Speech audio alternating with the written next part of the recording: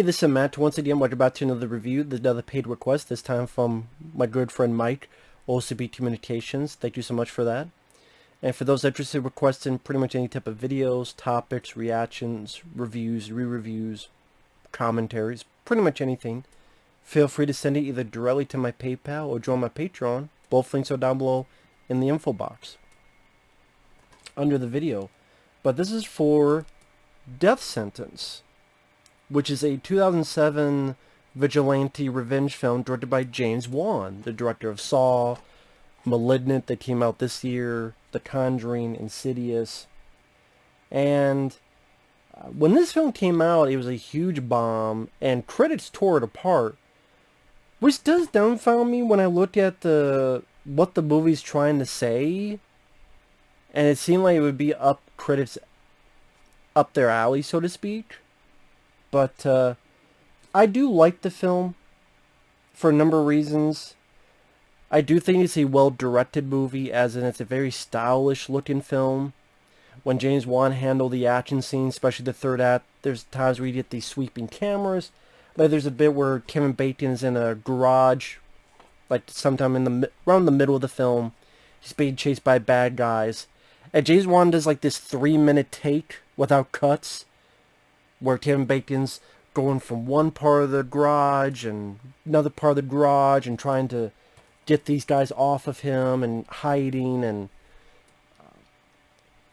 then in the finale, in the shootout, there's bits where, you know, how do I put it? Camera push-ins, like he shoots and the camera pushes in to,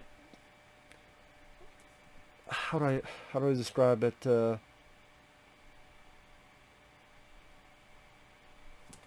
Okay, imagine Kevin Bacon doing this, and then the camera pulls back, and then the gunshot happens, and the camera pushes into the gunshot through the wall as it hits someone. Or if it's up the stairs, you see the camera going up to meet someone who's up there shooting down. Or when he's reloading, the camera's far back, is pushing in as he's reloading, and then as he's finished, boom, the camera stops. Like I said, there's some style, definite style to the direction. And it's fairly violent, especially in the third act. I mean, a guy gets his leg blown off, and people get shot, they're blown back, you get headshots. Other stuff I like, Kevin Bacon gives a really solid performance. I think it's actually one of his better performances. But I am a Kevin Bacon fan. John Goodman is in the film. He's not in the film a whole lot, but when he's there, it's just nice to see him in there. Different type of character for him to play. This gun owner. Or gun salesman, I should say. You also have Garrett Hedlund. He plays our villain. He was a guy who's a star of Tron Legacy. He's been in other movies. Kelly Preston plays Kevin Bacon's wife. The story of the film is pretty straightforward. Kevin Bacon plays Nick. He's got 2 boys, a wife. Things are going well. They stop at a gas station. This older son goes in. A gang hits it. And his son is killed through a gang initiation. Come on, kill him. If you kill him, you'll be one of us. So his son dies. So he's dealing with the loss, then wanting to get revenge, and how that spirals out of control. Now, the thing is with this movie, it's based on, I want to see if they get the name of it. Brian Garfield, based on a novel by Brian Garfield. Now, one of his stories was adapted much earlier into Death Wish, but the author was not happy with the Death Wish films because the way he wanted his stories to be is that Vigilante is awful and terrible and it's not the right way to go, and he didn't like the Death Wish films kind of glorified, not kinda, they did glorify vigilantism to the point that people cheered and thought he was like the hero, and the author didn't like that. Just what he wanted to show, say with Death Sentence, is the terror's decline and the stupidity of vengeful vigilantism. I think that's a quote he has. The terror's decline and the stupidity of vengeful vigilantism. And it's an interesting point that I get what he's trying to do, and James Wan, for the most part, captures that. That what it's trying to say is just let it go, because it could just get worse. And you just start a war that you can't win, or if you do win, there's too much of a collateral damage loss. I get what it's trying to do. And with Kevin Bacon's wonderful performance, like the scene where when he tells the first guy he goes home, and you have this beautiful piece of music. Best music in the movie. And give credit to Charlie Clouser? I think it's Charlie Clouser, who worked on the Saw films. Especially the first one that James Wan directed. And he's breaking down. I mean, you have this beautiful piece of music, you know, to be the best music in the movie. And the wife is comforting him.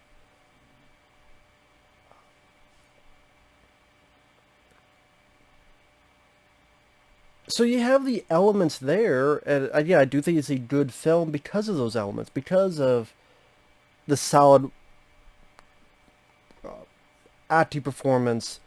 The supporting cast is fine. I don't really have much issues. People say they're over the top, and particularly the gang members, but I was fine. I wasn't that bothered by them. Also, people thought John Goodman was over the top. It didn't bother me. I was fine with it. Again, I thought the director did some interesting choices beginning the film with this home video footage to try to get us this history of the family, as well as help us feel sorry for the situation that's about to happen. But yeah, Kevin Bacon's character does do some dumb things, but I think that's kind of his point. Like, there's a point that he could tell in a trial what happened. This is the guy that killed my son, but he doesn't. So that when the guy lets go, he goes there so he can kill him. So he does that on purpose. But then the guy he killed was the main bad guy's brother, and then that again starts this wildfire, pouring gasoline.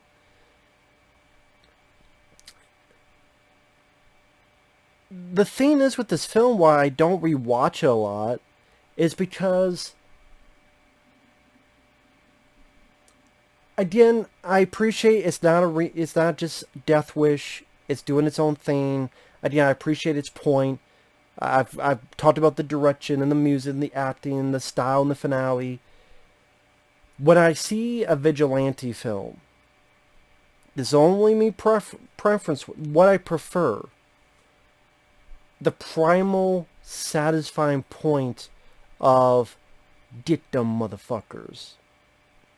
Yes, that tells what kind of person I am. I can admit that, because I'm being truthful. And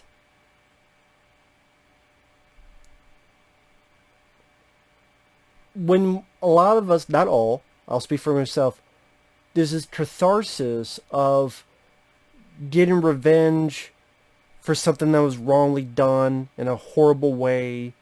I mean, even one of the titles is Protect What's Yours. See that? Protect what's yours. Now, it says that, but the true meaning of the film is, no, you should not protect what's yours. That's what made it worse. So it's like, and then that's the thing with the finale. The finale, people could say, well, it's Kevin Bacon viewing how he would view what a vigilante would do, and looking cool. But it still comes off as looking cool. And it's like, oh, okay, now we get this catharsis of revenge. But then, like, also telling us, well, you shouldn't have this primal satisfaction revenge. And you shouldn't have this, and bad on you. And again, the fucking tagline says protect what's yours. But again, if he didn't do anything, things would have been better. And I scratched my head like this going, yeah, if he didn't do anything, spoiler alert, spoilers, in the middle, not in the middle, but before the third act of the film, because he found the guy who killed his son, stabbed him. It's very messy as it should, because he's not an expert. And he freaks out about it, because it's supposed to be this regular, mild-mannered guy. Not, Rambo. And then again, he does do some dumb stuff. That's the thing with Kevin Bacon's character. I mean, after that whole garage scene where they find him and they chase him, and well-constructed sequence, he's fighting a guy, he gets out as the car goes off the edge. Again, I like the angles James Wan used, certain camera point of views, the way it was edited together. I thought it was an exciting scene. But you accidentally left your wallet. Now, when the fucking bad guys send the wallet to your home, tell you the call, they obviously know where you're at. Why not immediately send your wife and kid, your remaining kid, to your aunt, to your uncle, to your fucking gym buddy, to your buddy's apartment, fucking anywhere. As soon as you get there, boom, go here, then I will call the cops. You want to hate me, fine. Be pissed at me, fine. Here's the truth. Here's what happened. You can hate me, you do whatever you want. I just want you guys safe. Go to anywhere. Go to Disneyland. Go to Disney World. Go where the fuck. No. Now, granted, you just say, well, they were trusting the cops that are fucking useless in this movie. And I will say, there are times that the cops seem a bit too just rude assholes with some of the ways they treat Kevin Bacon's character. Like, no, it's not right to do this, but at the same time, you should... Like, the cops, barely have any sympathy for Kevin Bacon, and they just come off as dickheads. As well as completely fucking useless in every step of the way. Like, goddamn, these are some of the cops you'll see in a movie. But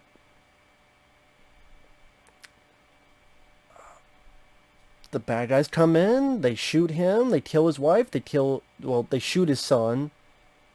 His wife is dead, his son is in the hospital in a coma. And then that's where Kevin Bacon is going to go for blood. As one scene with John Goodman, or the second scene, where John Goodman's saying lines like, fear is for the enemy. Fear and a lot of fucking bullets. And it's like you find out that John Goodman is the father of the main villain. So he knows Kevin Bacon is going to go to kill his son. But at the same time he goes, listen, I know you don't kill my son.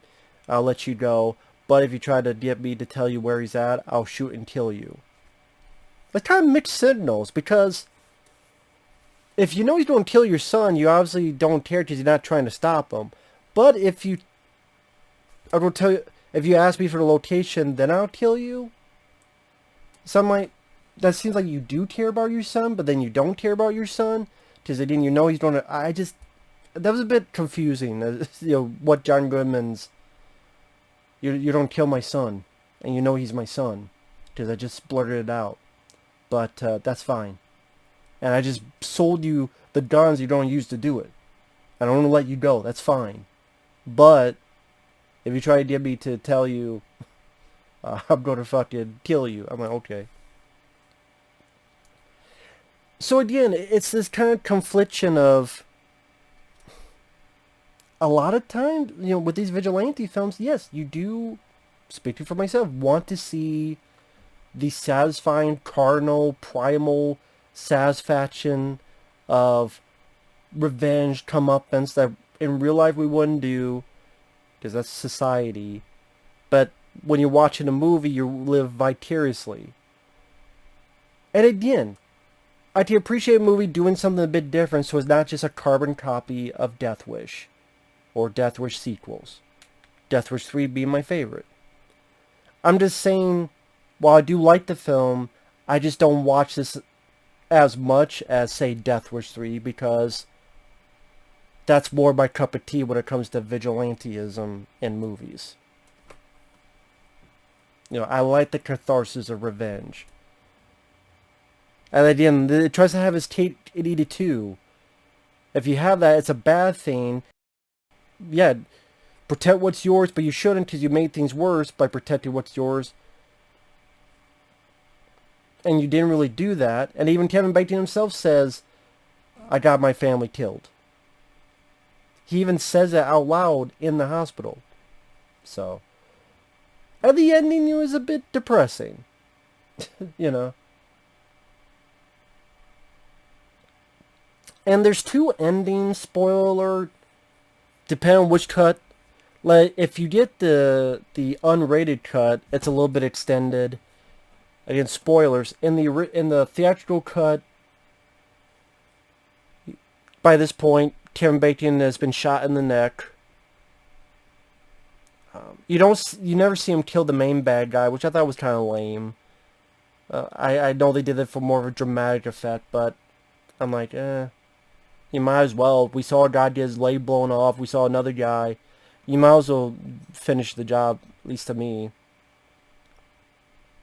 But, I'm trying to think. I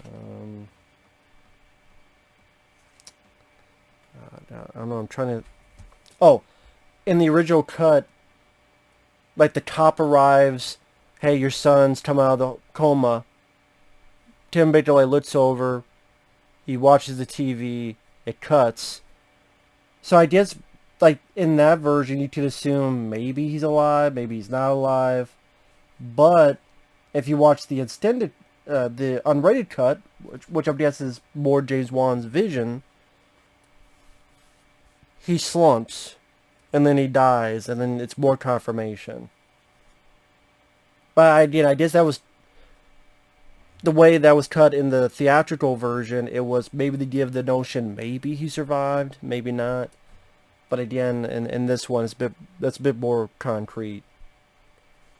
Granted, the theatrical, you probably guess he'll die too, because he's been shot in the neck. He's lost a lot of fucking blood. But I mean, he got shot earlier in the film and he lived, so. But again, in the unrated version, that little bit was added in where he slumps and he does die. And the features on here, it's Fox Movie Channel presents Life After Film School with Kevin Bacon. Fox Movie Channel, God, that was a thing. Fox Movie Channel presents Bacon the Scene. Includes both theatrical and unrated movie versions. So this has both cuts. And behind the scenes webisodes. Okay. So again, Kevin Bacon's stupidity as a character at times is frustrating, like not getting his family out when you know they sent you the wallet, they knew where you worked. Also, again, the whole vibe of the movie, it's vigilantism is stupid. Again, that's the author's quote. Vengeful vigilantism is stupid. But then at the third act, you're like cheering Kevin Bacon on. Just like, get these motherfuckers. So I guess it depends on how you look at it. I am for this satisfying, like I said, the primal point of vengeance. Like the ending of the Hills of Eyes remake, and you know, various other movies that have done that. And then this tried to do something a bit different. But again, in the third act, it does go into... That does seem like it would belong in a Death Wish type of movie. See, that's the kind of thing, is that it wants to tell this message story, but then the third act is like more of like a Death Wish. And it's like, okay, well, that's kind of conflicting. But overall, I still think it's a good film. Kevin Bacon, I thought he could play the mild-mannered guy well. And then the third act, well, again, the third act does seem like an action film third act, where the montage where he's gearing up all the weapons and he's shaving his head, and you have this rock music playing. I want to like that'd be like a Death Wish film, where it's like, yeah, I did it, but it's like, no, no, no, no, but this is wrong. This is the wrong way to do it. But you're still making it look cool with the music and the lighting and the brutality.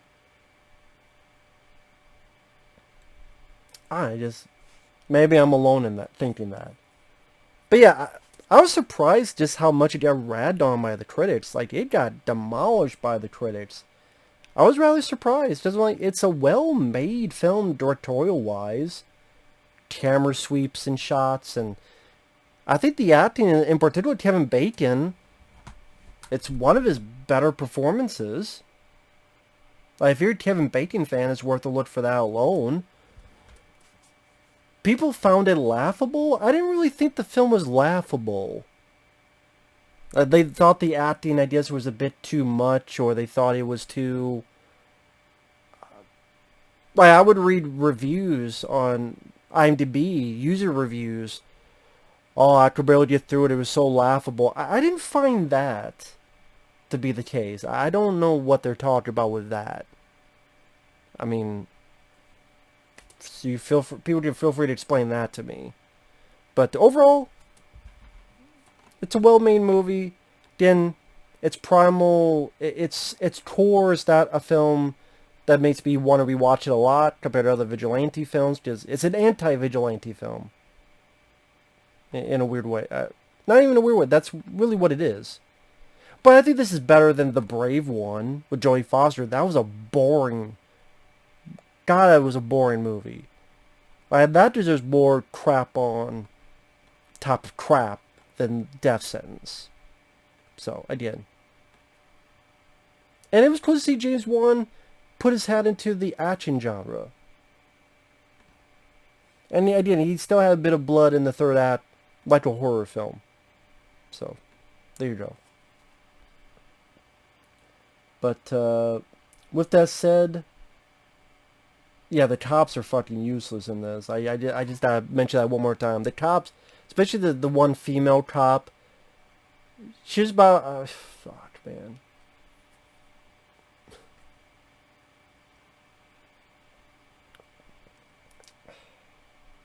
She literally just killed my brain cells. I don't think it's the actress's fault. It's the way the fucking character was written. So yeah, that pause was literally my brain shut down. You know how, like, Windows, blue screen of death? Or remember that sound? Dee-nee. Literally what, again, so let me reboot my brain a bit. I don't know why I think I'm winding it like a clock, like a pocket watch, but I'm going off tangent. But yeah, Death Sentence, not a bad film. It's not a bad film at all. So, with that said, thanks for watching, take care. We'll see you guys later. Bye-bye.